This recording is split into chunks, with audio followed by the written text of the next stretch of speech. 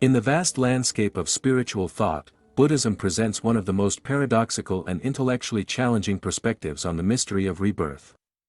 At the heart of this tradition lies a fundamental doctrine that seems, at first glance, to contradict the very notion of reincarnation, the doctrine of anatta, or no self. How can one speak of rebirth if there is no enduring self or soul to be reborn? This question, simple in its formulation, unravels layers of metaphysical subtlety, inviting an exploration into the nature of identity, consciousness, and continuity beyond physical death. The Buddhist answer does not rely on a static soul that transmigrates but rather on a dynamic process that transcends the conventional ideas of personal existence. Blending psychology, philosophy, and experiential insight into a profound vision of life and becoming, unlike many religious traditions that posit an eternal, unchanging soul, or Atman, as the essence of a person, Buddhism radically denies such a permanent self.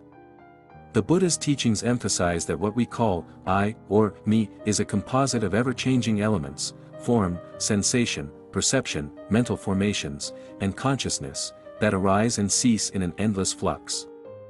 This doctrine of impermanence, anicca, applies to everything, including what we typically consider our identity.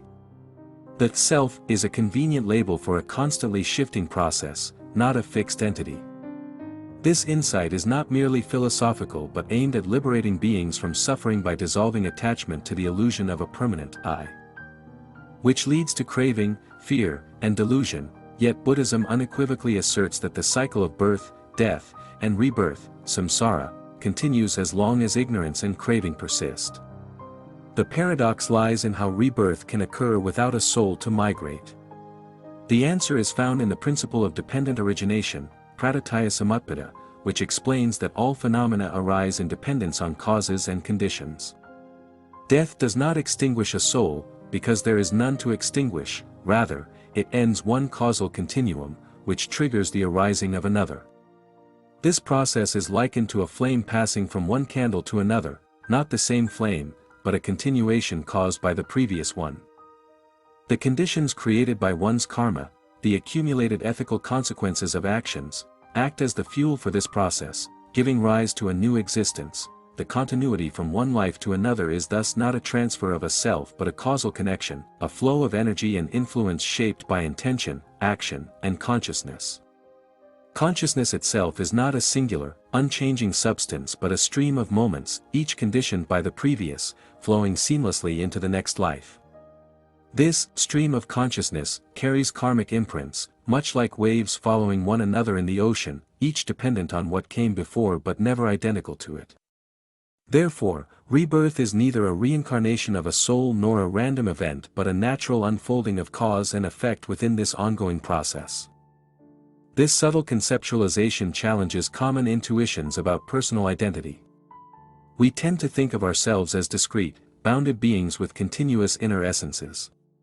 Buddhism invites us to reconsider these assumptions and view identity as a process rather than a thing. This processual view extends not only across moments in a single life but also beyond death, weaving the tapestry of existence in an intricate web of interdependent phenomena. It also redefines notions of responsibility and ethics. Since actions condition future experiences, the choices made in this life influence the conditions of the next, highlighting the profound moral dimensions of existence without resorting to an eternal soul.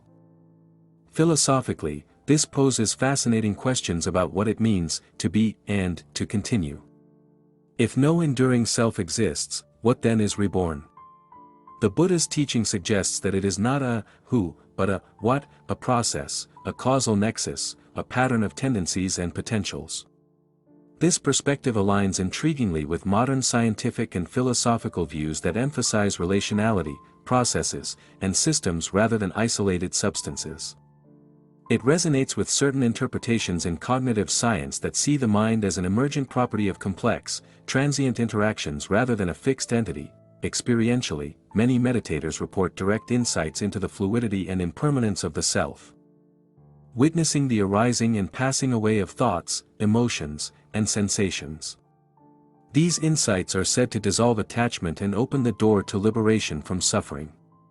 The recognition that the self is a process rather than a permanent entity transforms the fear of death, as there is no unchanging I to be annihilated, only a natural transition within an ongoing flow. The end of one life is simply a moment in the continuous unfolding of causes and conditions. Buddhism's approach to rebirth without a soul thus offers a profound alternative to metaphysical dualism and static notions of identity.